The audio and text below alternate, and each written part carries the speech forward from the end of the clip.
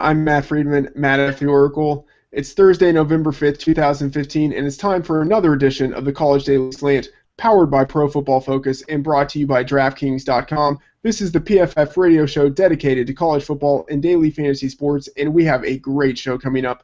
With me is Wes Huber, the PFF Fantasy College Football lead writer. You can follow him on Twitter at PFF_Wes. And Wes, we have a special guest with us, and I'm going to kick it over to you for the introduction. Yeah, I mean, I couldn't be more excited to have somebody on the show.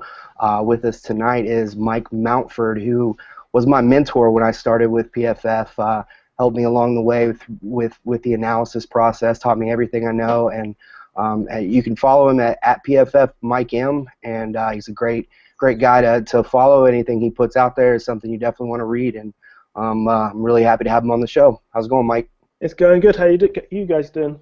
Doing great. Yeah, doing well, Mike. Thank you so much for taking the time to be on the show. Wes has talked a lot about you, so we are very much looking forward to this. And it's going to be great to talk some football. And I can't believe it is already week 10 of the college football season. So much is going to happen in the next month. And at Pro Football Focus, we've got you covered with all the college football content you can handle. And with the PFF Fantasy Gold Package, you can get it all for only $29.99. All right, on Tuesday, the College Football Playoff Committee released its first rankings of the season. It was exciting, mystifying, disheartening all at once, depending on the team that you root for. So in the first half of the show, with Mike, we're going to run through the playoff committee's rankings and really focus on those top 15 teams, all of which kind of have some sort of shot of getting into the playoffs at the end of the season. And then in the second half, Mike is going to bow out and probably go grind some more tape, and Wes and I will give our plays of the week. So let's get into it. Mike, let's start with you. The College Football Committee and the AP polls have the same top 8 teams, but the ordering is obviously very different. What do you think of the CFP's top 3 of Clemson, LSU, and Ohio State, all of whom are undefeated?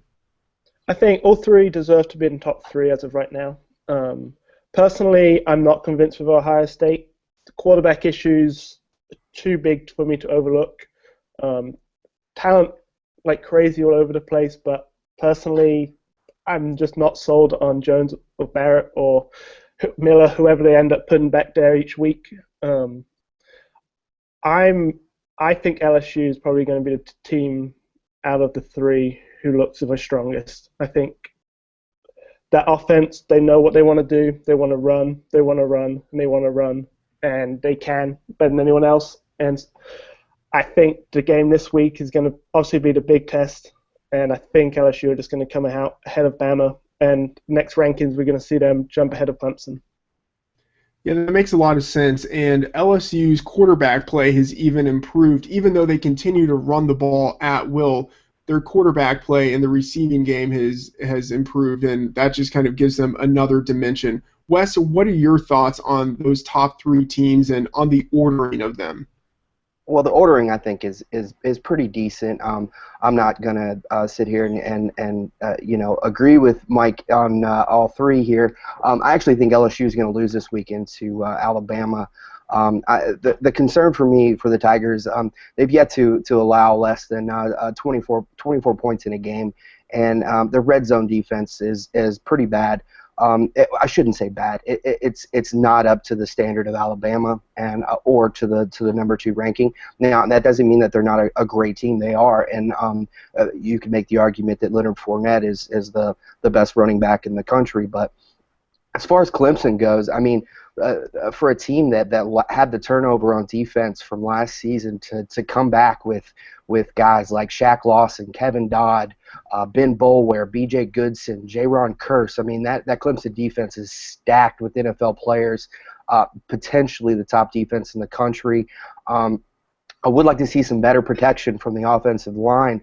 The run blocking has actually been a bit of a concern, despite the success of Deshaun Watson and the backfield. It's been a great season thus far for Clemson, and honestly, the one thing that does worry me about Clemson, though, they do have a couple holes in their secondary. I believe Travis Blanks and T.J. Green two guys that have not played up to I believe the standards of a number one team. But we'll see as the season progresses, and especially this weekend against Florida State. As for Ohio State, that's where I have a little disagreement with Mike there. Yeah, I mean, their defense, they rank in the top 10 in pass rushing effectiveness. I mean, look at Joey Bosa. He's first in the country with 46 tackle for losses, which is a ridiculous number at this point in the season. And their coverage is top 10. They're ranked 13th in run defense. They do have the issues at quarterback, but I think that's given them more of a bad name. And the spread option offense that they like to run, you have to remember they have the 5th most effective run blocking unit in the country, and possibly the top running back. I'm sure Fournette would have something to say about that. But they've been labeled as a team that's underproducing, yet they rank 15th in scoring offense, whereas you have Clemson at 11th and LSU at 14th and Alabama down at 43rd. And more importantly, they rank 5th in scoring defense. All right, well, moving from LSU to that Alabama game, which will be in Alabama, so a tough game to win, and Alabama has had LSU's number, fairly consistently in recent years. But that 4th team of the rankings is always going to be subject to a lot of scrutiny. Right now, that team is Alabama, the highest-ranked one-loss team. Alabama lost at home to Mississippi, the committee's 18th team. Notre Dame, which is ranked 5th, has only one loss, and that was a 2-point loss on the road to Clemson. So, what are your thoughts on Alabama in general, and then on the committee's decision to rank Alabama ahead of Notre Dame? Mike, let's go to you. I think Bama are, like every year, just rolling along, talent every year. Very, very good team. I think, again, quarterback play is always going to be an issue this year. They haven't looked as good as in previous years, but they still have the talent to overcome it. And then when it comes to them over Notre Dame, I think it's really a coin toss, because you can say if it wasn't for that crazy Chad Kelly passing touchdown, Bama would have won that game. But they lost, 6-point loss, and so that's a touchdown there. And then Notre Dame losing to the number one team in the country, you can understand why they have their gripe to be in the 4th if you're going to have a one-loss team in there. So I think it's just going to come down. Next couple of weeks, it's just all going to flip anyway. So I won't get too heartbroken over this, over if you're 4th or 5th at this point. Yeah, that makes a lot of sense. With a month left to play, still so much is to be determined. Wes, what are your thoughts on that ranking of Alabama 4th, Notre Dame 5th, and maybe what we might see from here on out? Yeah, everything that I think it was just echoed basically by what Mike just said. Alabama is they're a great team. One thing to consider with their situation, it's so early. They could win out and still not get into the college football playoff.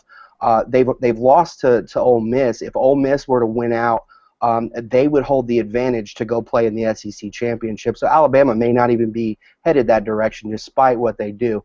And the thing that worries me is the same thing that Mike said. It's quarterback Jake Coker. In the 2 games where, or in the game against Ole Miss when they obviously lost. His play was really highlighted when they needed to come back. Jake Coker, he was 21 of 45, 201 yards, threw 2 interceptions, and it's just not what that team needs. What that team needs, with that defense and that running game, they need someone that can effectively move the ball down the field without turning the ball over, and he's not shown that. In other games he has, but and we'll see as the season unfolds how he plays. As for Notre Dame, we saw last week that either Notre Dame is not ready for the big time, or Temple is a lot better than a lot of people thought they were, because that was an even game. Regardless of the outcome, that game could have gone either way. I wasn't impressed with either team's offense, to be honest, it just didn't seem like the Fighting Irish were that much better than Temple last week. And that might not be a knock on Notre Dame. It could be more of a compliment to Temple. But when I look at their schedule, they barely beat Virginia. They barely beat Virginia Tech or Georgia Tech. They barely beat USC. It's tough. And think about this: they're going to be playing the last game of the year against the team that I think should have been number 4, Stanford. So Notre Dame is and one other thing to consider: they're not going to be playing in a conference championship game, so that's not going to help them. Yeah. Mike, do you have any quick thoughts on what Wes said there about Notre Dame as kind of more of a pretender than a contender? Uh, I, I think the way they played against Clemson is proven that they're a good team, and I think Temple and to hold off that American conference is legit. I don't think Temple's a bad team in the slightest. I think they're probably underranked. I think those three in the American and Notre Dame having to play Temple, a very, very tough defense, and still holding on, beating Clemson. I mean, losing to Clemson barely. I think those highlighted more than their close wins. Yeah, I definitely hear you there. Now, let's move from the top 5 into the next 4 teams. In the 6th through 9th spots, you have 2 Big 12 teams and 2 Big 10 teams, Baylor at 6, Michigan State at 7, TCU at 8, and Iowa at 9. What are your thoughts on those teams? If one of them is going to finish the season in the top 4, which team do you think it will be? Mike, what are your thoughts? I think these 4 are probably the most fun group of teams. You can make an argument for any one of them. I think Iowa don't have a chance to make the top 4 just because of their schedule. They're only going to be able to play Michigan State or Ohio State in the conference championship game. So I think they're basically out unless everyone loses. I think the fun 2 is Baylor and TCU. Neither have really played anyone yet. This next 4 games is a tough stretch in the Big 12. All top 4 teams are playing each other, or they all play each other, I think. And I would say TCU. I think Boykin is the real deal, or at least in college. I think Doxson is just an elite receiver, and Big 12 can't play. No one can play defense anyway. So if it goes 66-50, I'll put my money on TCU. Yeah, it makes a lot of sense. And really, in the Big 12, it's going to be fantastic action with, as you mentioned, all 4 of those top teams playing each other in the next month. It really will be a fantastic finish. Wes, what are your thoughts on those 4 teams, Baylor, Michigan State, TCU, and Iowa? Yeah, Mike, honestly, you probably couldn't have lit up his day any better. You know, he's a TCU alum. So, yeah, I mean, to be honest, I was, and you know, we you have to remember we don't have the knowledge of tonight's game for Baylor against Kansas State. They're playing right now, but I did watch the first half, and I got to say that the run defense for Baylor is a huge concern. But honestly, I mean, Jarrett Stidham's looked really good.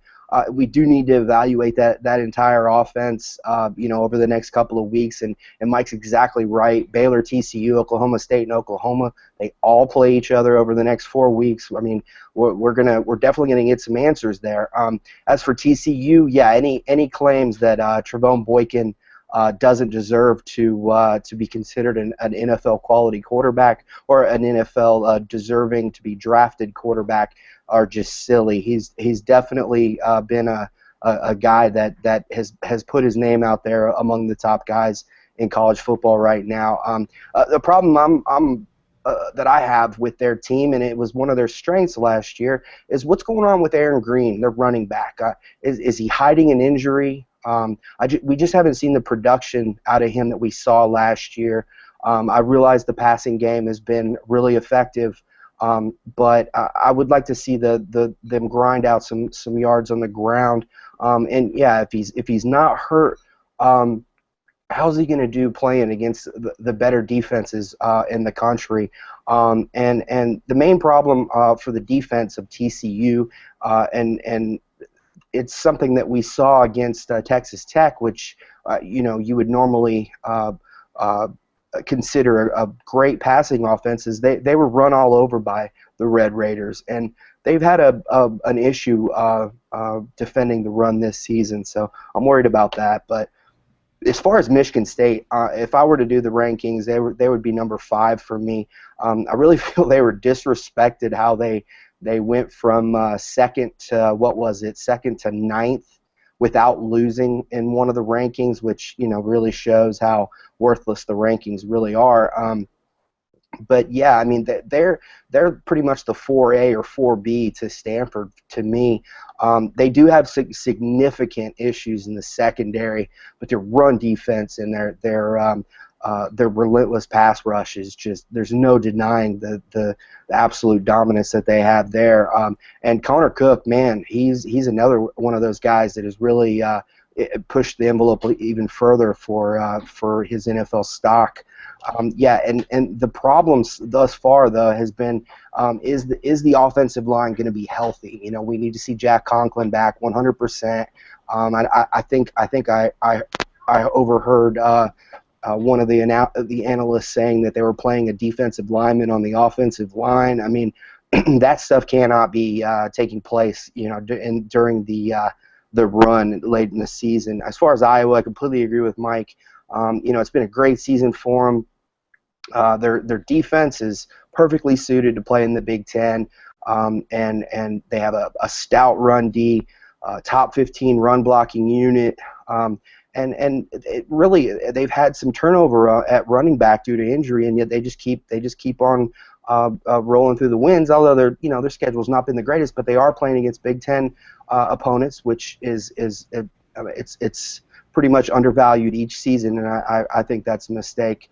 But I do question their ability to pass the ball when they need to overcome a deficit. So I honestly don't think they're going to be a contender when we get to playoff time. All right, now Mike, just to clarify something, I am a TCU alum, but what that means is that I am pessimistic about the team because I have a history there. So that doesn't mean I'm a homer by any means.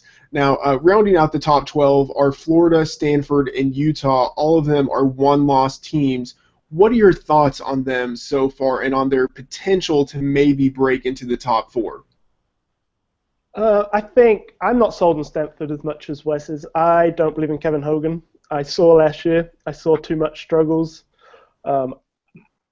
They want to be a power team. They will be a power team. McCaffrey is lights out, fantastic. Just get the ball into space, and he can make magic happen. But I just don't trust in Hogan in the big situations to actually play well. I think Florida's obviously the class of the SEC East, but I don't know how they can beat LSU or Bama in the title game with quarterback Greer being suspended. I don't see them. They could do it. They've got talent. Their defense is NFL talent loaded, but I don't see them being able to hold on for one more win. And I think Utah is the best team in the Pac-12. Yes, they struggled against USC. Their D-line is just as deep as it comes. They just have players all over the place. I don't think we're going to see a Pac-12 team in the top 4 to come at the end. I think we're going to see Pac-12 be disappointed by the end of the day. Yeah, I think that makes a lot of sense. And one thing that's fascinating is that when realignment happened and you have the Pac-10 going to the Pac-12 and TCU coming into the Big 12, it's really kind of intriguing to see these teams that originally were in mid-majors actually having success now in Power 5 conferences. And I agree, Utah is a very impressive team, but I think they're probably going to be shut out of the playoffs. Wes, what are your thoughts on Florida, Stanford, and Utah? Yeah, it's been well versed that I'm a huge Will Grier fan, and his loss is devastating for Florida. I don't think they're going to be able to overcome it.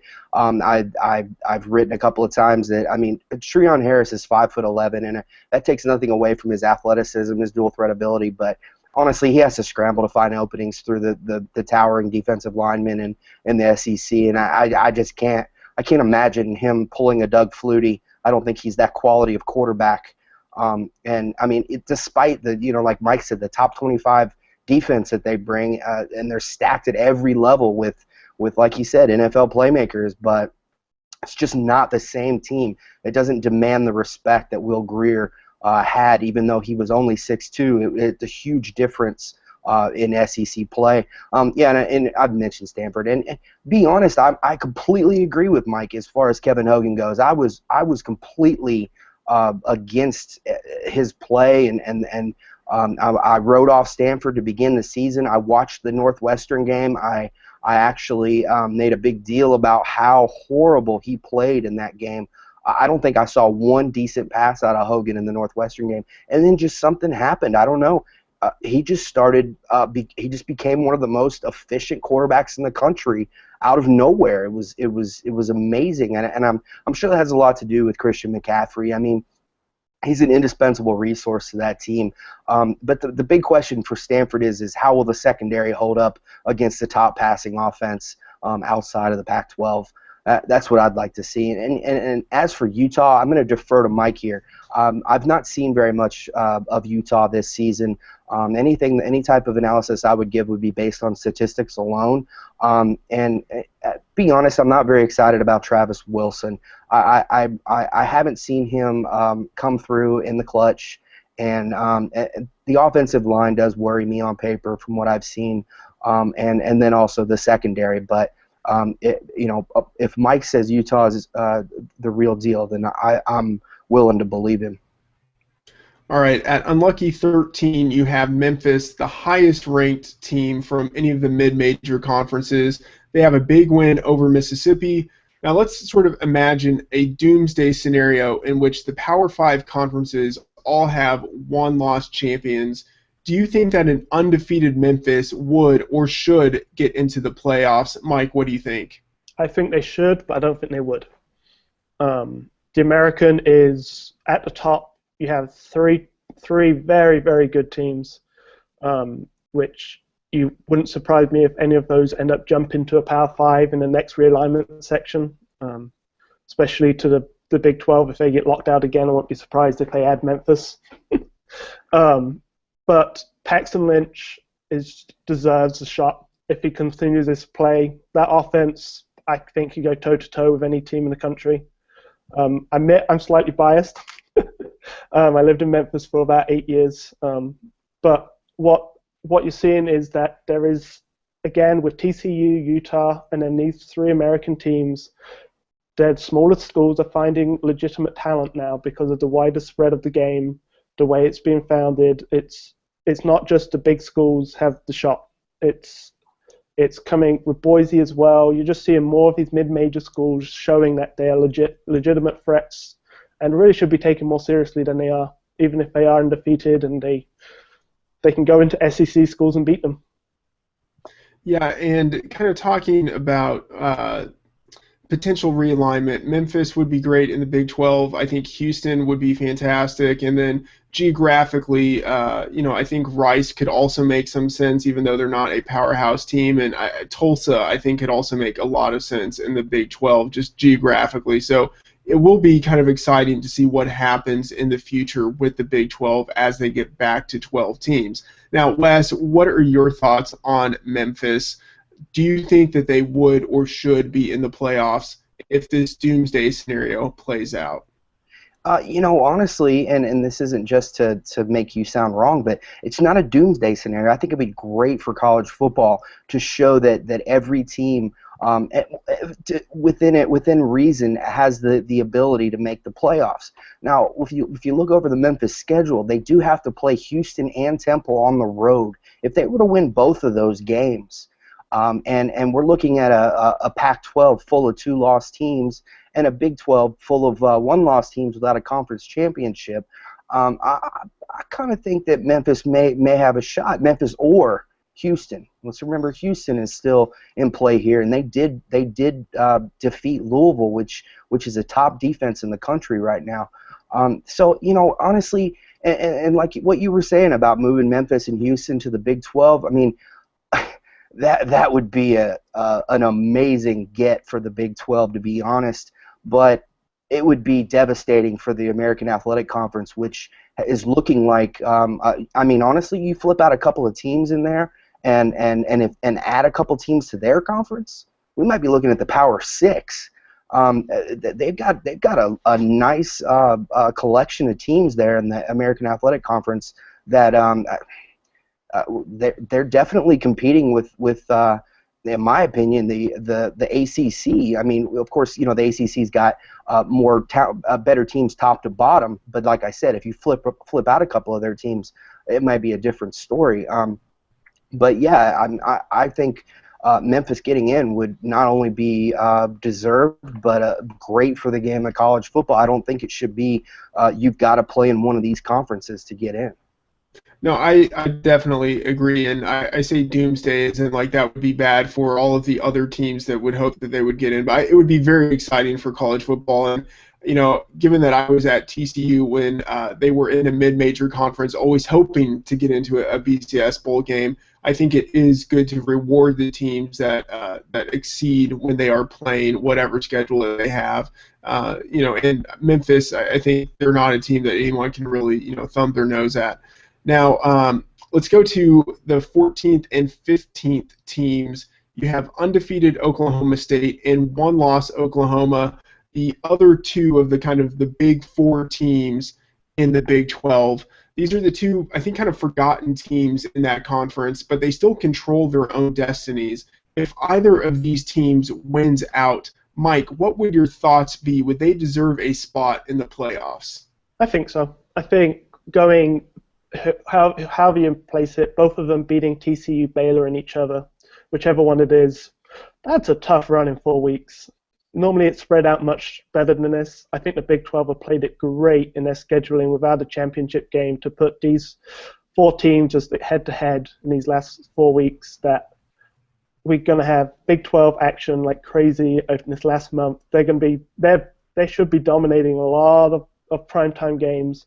And I think with the quarterback play of Mayfield, of Rudolph, of Boyking, and of Sitton, it's just going to be a fascinating run. And I think anyone who wins out deserves to make it.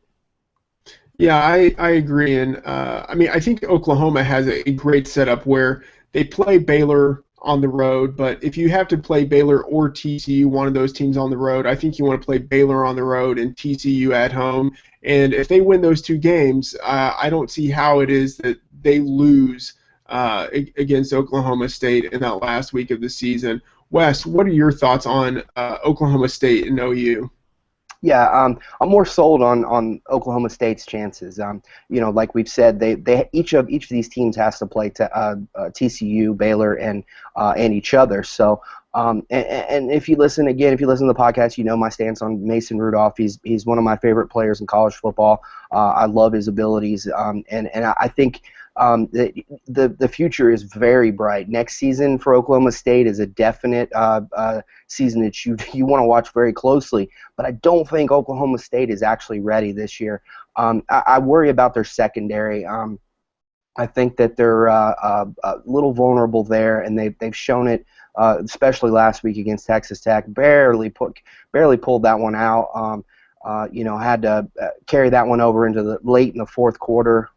Of course, Texas Tech has a powerful offense that are great passing offense, but the defense is strong. But a common problem throughout college football, they have some offensive line issues. And the big thing is I don't think Oklahoma State is, even if they were to make it into the playoffs, I don't think that they have the running game that would be needed to pull out victories in the playoffs. So. But, if they beat TCU, they beat Baylor, they beat Oklahoma, they're undefeated, how can you say anything about them? Oklahoma State is in. There's no question. As far as Oklahoma, again, they've got that tough schedule ahead, but really, honestly, who have they beat so far that has had a good defense? Not challenging their strength of schedule. I'm more just saying, as far as like confidence for possibly winning a championship. West Virginia, at the beginning of the season, we thought West Virginia had a great defense, but lately I'm not so sure. They haven't played very well over the past few weeks. Texas is definitely a team that has not played the same defense that we've come to expect. Tennessee, we thought their secondary was going to be amazing, and it's really underperformed. And then Kansas State, they had legendary turnover on that team. So it'll all be decided over the last couple of weeks. But yeah, I think if Oklahoma State wins out, sure thing, put them in. They're undefeated. I don't think they're going to do anything in the playoffs, but it would be exciting. All right, guys, fantastic conversation all the way around. Mike, thank you so much for being on the show. Everyone be sure to follow Mike at PFF underscore Mike M. All right, Mike, you take care. All right, have a good one, guys. Later on. All right. Fantastic guy, a great guy. It was really a real treat to have him on the show. And you know what else is a real treat besides this segue? Is 1 week fantasy football at DraftKings.com, where it already feels like the playoffs. With millions of dollars being won each week, every play in every game could take you closer to a life-changing payday. This isn't fantasy as usual. This is DraftKings. Welcome to the big time. Hurry to DraftKings.com now and use promo code PFF. With your first deposit, you can play for free in this Sunday's $1 million fantasy football contest. First place takes home $100,000. Enter PFF for a free entry now at DraftKings.com. That is DraftKings.com. All right, Wes, let's get to it. Our Week 10 DraftKings and FanDuel plays. I'll go second. Let you go first. That's normally the best way to go about this. Who is your quarterback for this week? All right, I'm going to go with the team's defense that I just bashed in West Virginia, Skylar Howard. I mean, basically, it's the what quarterback is facing Texas Tech this week. But at the same time, Howard is a solid player, and he has some good playmakers around him in Sheldon Gibson and Wendell Smallwood at running back, who has some great hands out of the backfield. He struggled against TCU in Oklahoma. Not surprising, TCU has a very good secondary. Their weakness is in run defense, and Oklahoma is a good defense all the way around. But also remember, he played great against Baylor and Oklahoma State. So those are, again, some very tough defenses. Now, he averaged just shy of 30 points per game early in the season against Georgia Southern, Liberty, and FCS school, I know, but I'll get to my point, in Maryland. But unlike those games, playing against poor defenses, when he's going up against Texas Tech, he's going to be facing an offense that will score points. Honestly, I think Texas Tech could put points up on anybody. It's going to force him to play late into this game. There's not going to be any early exits for Skylar Howard in a huge scoring game. An 80 over under. Any QB playing in a game with an 80 over under that is expected to win by 8 is a guy that needs to be in your lineup. Tech ranks 112th in the country in quarterback efficiency allowed, and they've given up the fourth most passing touchdowns. To me, it's a no-brainer. Comes in at $7,500 on DraftKings, which is a little high, but I still like him. But on FanDuel, $7,700 is actually a lot lower for their salary cap. So both ways, I like him in both formats. Yeah, I agree with that. Fantastic player, and really, when he's been in a game where West Virginia has scored over, I believe, 35 points or more, he has been a completely different player than all those other games. And of course, if you look at the implied point total based on the point spreads, West Virginia should cruise by 35 points with ease. So, yeah, he is a very high upside player for this week. My quarterback for the week is Greg Ward Jr. on DraftKings, 8,600, FanDuel, 9,500. I think he's a little more of a value on FanDuel than on DraftKings, but on either side, I think if you want an elite quarterback, but you don't want to pay all the way up for Trevone Boykin, then I think Ward is a good option. Houston has one of the highest scoring offenses in the FBS. They're a favorite at home. They have an implied point total of around 40. Ward can score as a runner and as a passer. He actually has the most touchdowns rushing in the FBS. He has a great chance of having 225 yards passing, 75 yards rushing, and at least 3 total touchdowns in this game. So, again, if you want an elite quarterback but you don't want Trevone Boykin, I think that Ward probably is a good option. Now, let's go to the running backs. Wes, who do you have? All right, I'm going to go with a guy that is not available on FanDuel this week, and I can't figure out why. South Carolina at Tennessee. It makes no sense whatsoever that he's not on FanDuel. Whoever is responsible for these decisions, if you're listening, you got to make that change. We need these types of games. The SEC games should always be in the format. But anyway, Wilds is a player that has been a little bit forgotten. He was injured in week I think it was week 4 against Georgia, week 3 or 4. And he didn't play again for several weeks. But if you look at his season as a whole, he's played in 5 games. One of those games was Georgia. Let's take that one out. He was injured early. Let's look at the rest of his games. He's rushed for 100 yards in 3 of those 4 games. That's great. He's only on DraftKings. DraftKings, you get a bonus. I believe it's 5 points. Is that right? I think it's 5 points for 100 yards on DraftKings, and then he comes in at $5,100 in 3 of those 4 games, in those 4 games outside of the Georgia game, he's averaged 21 points per game. At $5,100, that's gold. The matchup is not amazing, and very few of the matchups of SEC against SEC are going to be absolutely great. But I think he will put up 100 yards.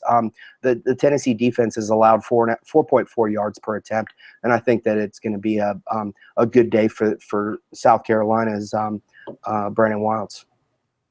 Yeah, and I believe that the bonus might be 3 points, but I have been incorrect on a number of things in my life, so I might be incorrect there. And just to second your point, that would be a fantastic game to have in the slate. Also, Jalen Hurd on the other side of that matchup. You'd love to have him as an option too.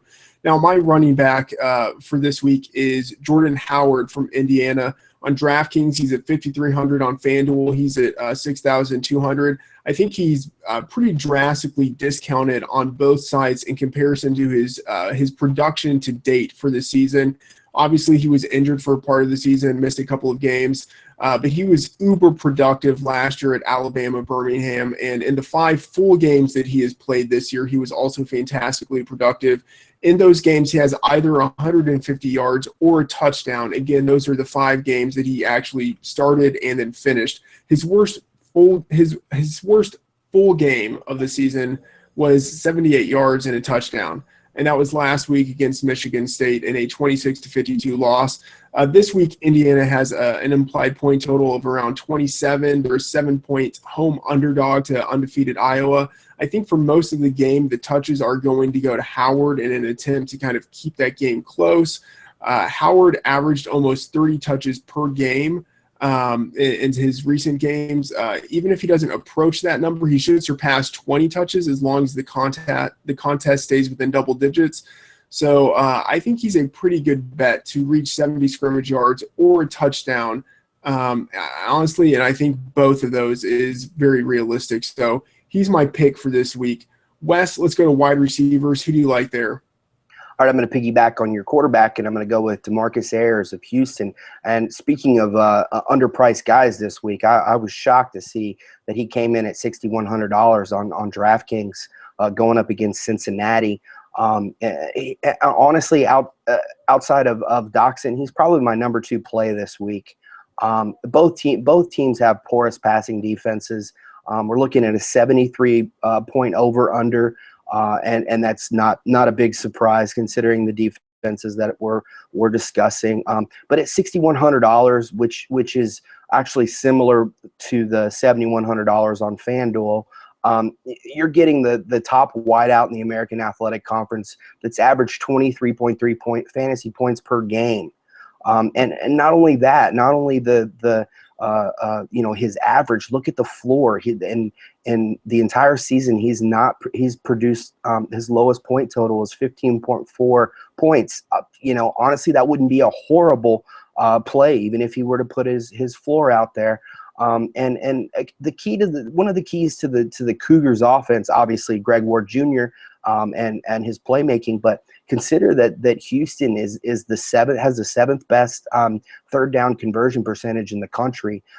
That's huge. They keep the drives going, and it leads to so much production. And another thing to think about is Marcus Ayers is a guy that they just hand the ball to out of the backfield. So he just can score in so many different ways. He returns punts. You look over the statistics, and Cincinnati has actually been pretty good against the pass this year, but they haven't played the level of competition that you should really look at that and say, oh, I better not play him. Consider that when they played Memphis and BYU, which are two teams that are probably going to give similar offensive outputs to what Houston will, they gave up to quarterbacks an average of 325 passing yards and two TDs, which is plenty of production for both Greg Ward Jr. and DeMarcus Ayers. Yeah, I totally agree with you there. I think a fantastic play. My guy, I would say equally explosive and probably more so, Josh Doctson from TCU. DraftKings 8,300, FanDuel 9,300, the highest priced wide receiver on both sites. And really, I think the extent to which he has outproduced the other wide receivers in this slate is pretty notable. He exceeds other wide receivers more than Trevone Boykin exceeds the other quarterbacks in the slate. So I think if you wanted a piece of that TCU passing offense, going for Doctson might be the better way to do it. He has outproduced by such an extent. So Leonte Carew is the second most productive wide receiver in this slate, and Doctson outscores him on a per game basis by almost 7 fantasy points per game. So TCU has already had its bye, but Doctson is first and second in the FBS in yards and touchdowns receiving. He's fourth in receptions. In only one game this year has Doctson not scored a touchdown, and that was in limited snaps in an early season blowout against an FCS opponent, and Doctson still finished with 81 yards. TCU is a 5-point road favorite against Oklahoma State. A high over-under, the second in the slate, with 78 points. TCU will likely throw the ball a lot to outpace Oklahoma State, and they have an implied point total of around 41.5 points. In Doctson's most recent games, 6 of 8 games, he has at least 125 yards and 2 touchdowns receiving. So he has a very high floor and a high ceiling.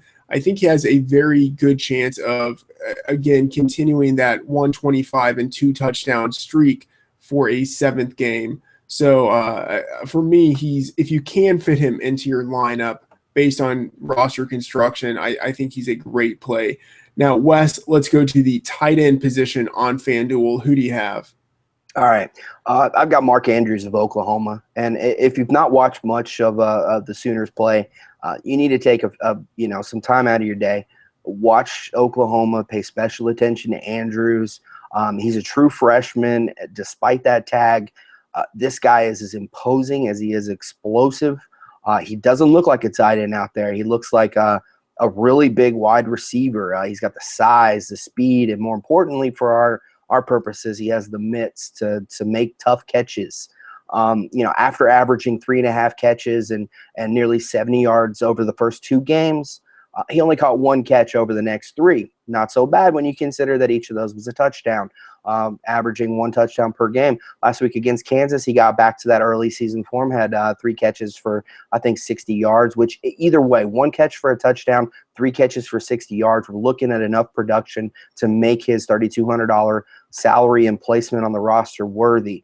Iowa State allows the 32nd most passing yards to opposing receivers, and they've given up 19 touchdowns this season. So it's just a great play for the price, and obviously if you have to play a tight end, let's go with one that's going to give you around 10 points.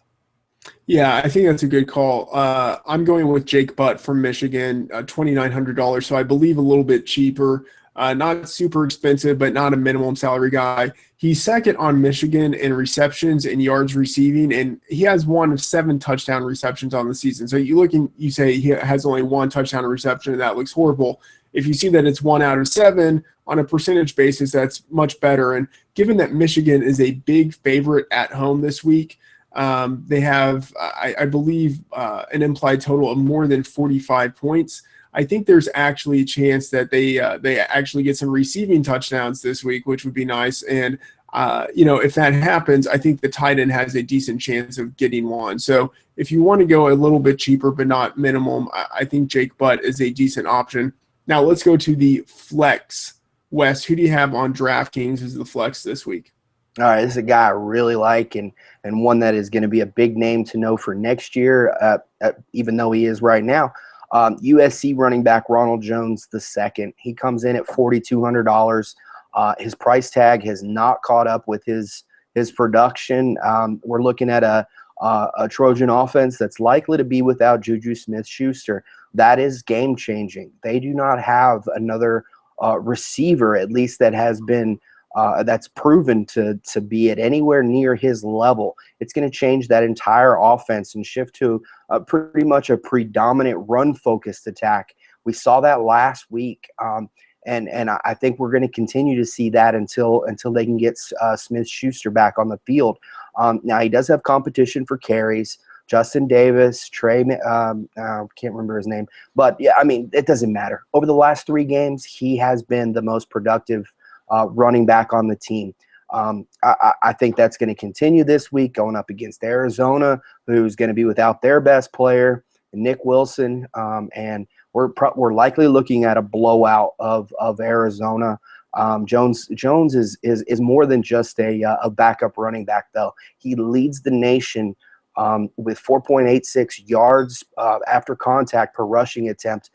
That is not something to laugh at. That is a significant statistic that it should be considered. And he breaks a tackle every 4.1 rushing attempts. True freshman, doesn't matter. This is a playmaker and a complete value at $4,200. Yeah, I totally agree with you. For my flex, I'm going with Zach Langer, the banger from Tulsa, on DraftKings at 5,300. Tulsa's a double-digit favorite at home against Central Florida. They have an implied point total of around 40. On the season, in 7 games, Langer has 14 touchdowns and 685 scrimmage yards.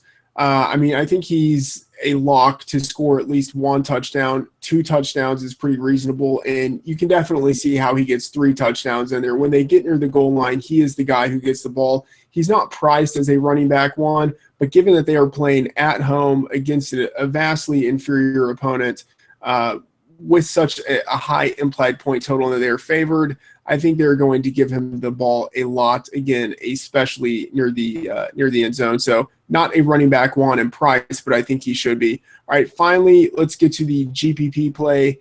Who's the guy that you think has a high ceiling this week? All right, I'm going to go with Tennessee running back Alvin Kamara on DraftKings. Again, DraftKings only, $3,700, going up against South Carolina, and it's another backup running back, but one that just in name, not in talent, and he'll likely see less than 10 carries. He could approach that number, but that's not to say he's void of rushing potential. He does a good amount of work through the air. He averages nearly 3 receptions per game, and he's produced 2.21 yards per route run, which is an elite number for a running back.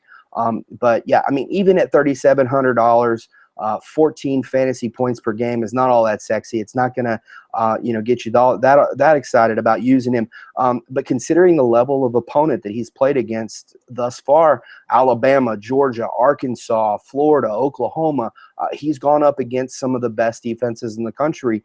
I would expect Kamara to be on the field more this week going up against South Carolina. I think that they will get a big early lead. Now they are only a 58.5 over under currently, but that's one of the most exploitable betting lines. I think in the Saturday slate, I think the over under is going to be exceeded there, and it's going to provide more carries for Kamara. All right, I can definitely see that, and I'm going back to a guy that I seem to use and abuse a lot when it comes to GPPs and also my cash game lineups. Justin Stockton, the change of pace running back for Texas Tech on DraftKings. He's a 4,000, FanDuel 4,900. Using him is a little bit of a risky proposition, but he has 7 touchdowns in 9 games. Again, a highly explosive change of pace runner. And he's attached to a high-scoring offense that frequently finds itself in shootouts. In 6 games, he has at least 1 touchdown. So 2/3 of his games result in scores. And in those games, he's averaging 67.5 yards and 1.2 touchdowns per game. So at his price, he is always providing great value in those games. Of course, the other 3 games, he's really not doing much, not scoring touchdowns and not giving you a lot of yards. But I think it just kind of depends on how it is that you evaluate risk. And he really is a true boom or bust player. And given that Texas Tech is a 7-point road underdog to West Virginia, I think they will have a type of game script that's very fast-paced, high-scoring, and that should facilitate and play to Stockton's strengths. And so one more fact that I think is interesting is that lead running back DeAndre Washington, who is vastly outproducing Stockton on the season, he has scored touchdowns in only 6 of 9 games. So it's not that they exactly have the same odds of scoring touchdowns in a game, but the fact that they have both scored in 6 of 9 games kind of shows the extent to which Stockton really is an important part of that offense. So I do like Stockton as a play this week. Now, Wes, any other thoughts on this slate or any of the other conversations that we've had, especially with Mike? I think we covered most of it. I think if I were to throw an extra play in there, Boom Williams is out for Kentucky. Mikael Horton's going to be playing, and he's a bruiser and a guy that can definitely rack up some yards in that offense. I really liked what I saw out of Sean McGuire last week. I'm really hoping that Florida State goes back to him and avoids the Everett Golson train. Go with the dynamic playmaker. We saw what he did with Travis Rudolph, and I think that we can see a lot more out of that. And I don't think they're going to beat Clemson, but I think they can give them a pretty good game, and definitely a stack to keep in mind. Even though the Clemson defense has been tough, the secondary has some holes in it. So if they play Sean McGuire, I did the numbers earlier, but for the season, Everett Golson has completed 8 passes of 20-plus yards all season, 3 touchdowns, 270 yards. Last week, Sean McGuire completed 4 passes of 20-plus yards, 3 touchdowns, and nearly 200 yards on vertical passes. So if they go to Sean McGuire, he may not be the best quarterback in the country by a long shot, but he'd be a definite guy to play at his price point, which I believe comes in at $5,400. So definitely somebody to keep in mind. All right, Wes, fantastic stuff as always, and that will do it for this edition of the College Daily Slant. Be sure to tune in next episode for our DraftKings and FanDuel Week 11 plays. You can catch us on PFF Radio, subscribe to the show on iTunes, listen to the show on Stitcher and Blog Talk Radio, and watch the show on YouTube and the Fantasy Sports Network. For Wes Huber on Twitter at PFF_Wes, I'm Matt Friedman, Matt F. the Oracle. Thanks for tuning in.